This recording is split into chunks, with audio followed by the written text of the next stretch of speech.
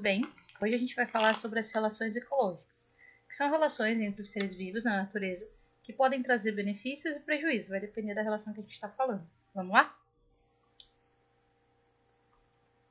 Tudo bem. Bem, então vamos entender um pouquinho o que são as relações ecológicas, tá? Elas são interações entre os indivíduos de duas espécies que podem ser diferentes ou não, dentro de um ambiente, tanto benefícios quanto malefícios.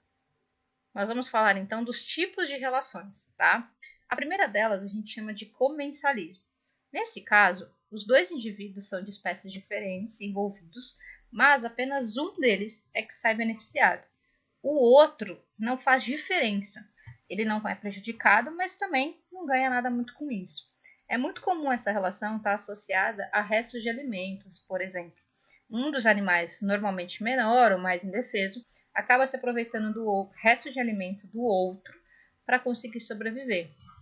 Nesse caso aqui, quem sai beneficiado é o que está se alimentando do restante de alimentos, mas para o outro não faz diferença.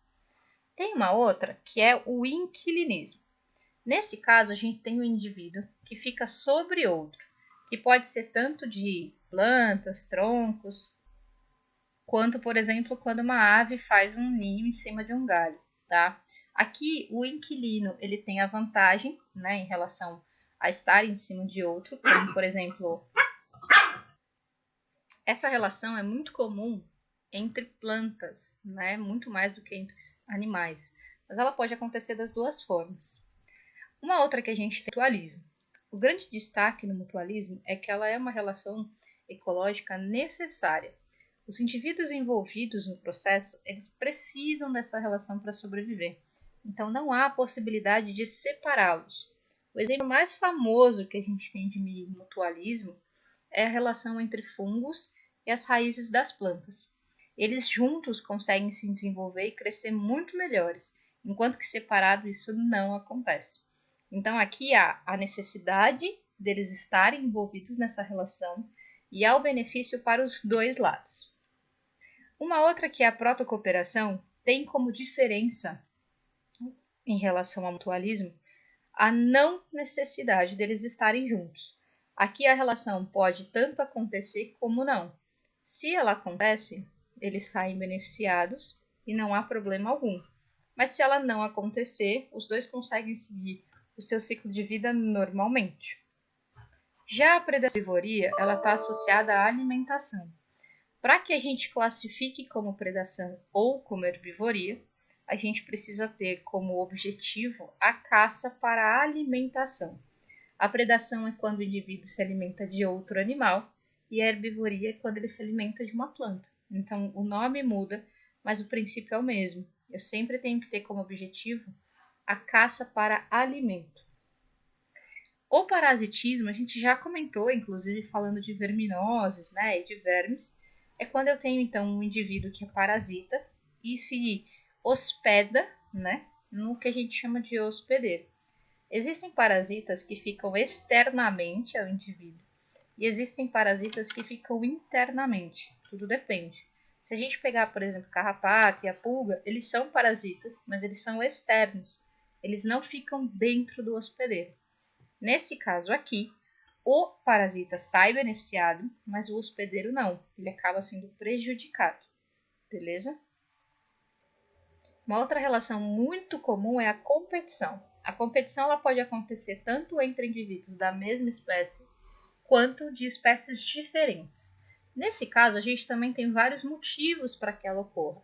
Ela acontece tanto para a reprodução, para achar os parceiros, no caso, para refúgio, para o local onde a reprodução vai acontecer, por água, alimento ou espaço, e até para disputar uma determinada manada, por exemplo, se for o caso, como um chefe daqueles indivíduos.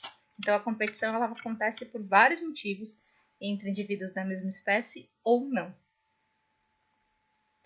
Essas relações que eu comentei até agora, na sua grande maioria, elas acontecem entre indivíduos de espécies diferentes, com algumas exceções como essa daqui.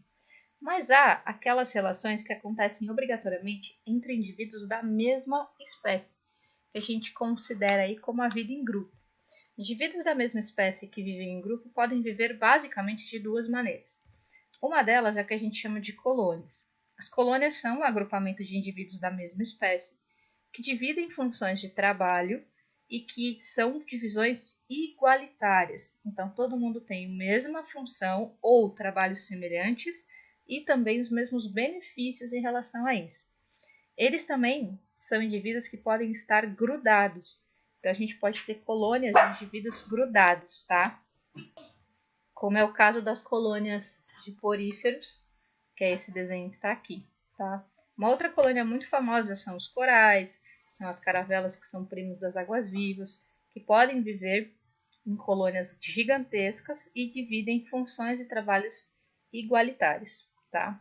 O que não acontece nas sociedades. As sociedades são também agrupamentos de indivíduos da mesma espécie, mas que nesse caso possuem trabalhos divididos em níveis, né, em hierarquias e, consequentemente, vantagens relacionadas a essas hierarquias. Então, a gente tem aqui uma hierarquia muito clara. Os exemplos mais famosos são as sociedades de formigas, de abelhas e de cupins, né, porque a gente sabe que tem essa divisão. E essas castas, digamos assim, né, essas divisões hierárquicas são muito claras nesses animais. A gente diz, inclusive, que eles são insetos sociais. Então, quando a gente tem uma divisão de trabalho em hierarquias e uma vantagem de acordo com essa hierarquia, a gente diz que é uma sociedade. Uma outra característica é que na sociedade os indivíduos não ficam grudados. Não há sociedades onde os indivíduos ficam conectados entre si. São todos indivíduos livres que vivem dentro de um mesmo espaço. Bem, espero que tenha dado para compreender até aqui e a gente se fala depois.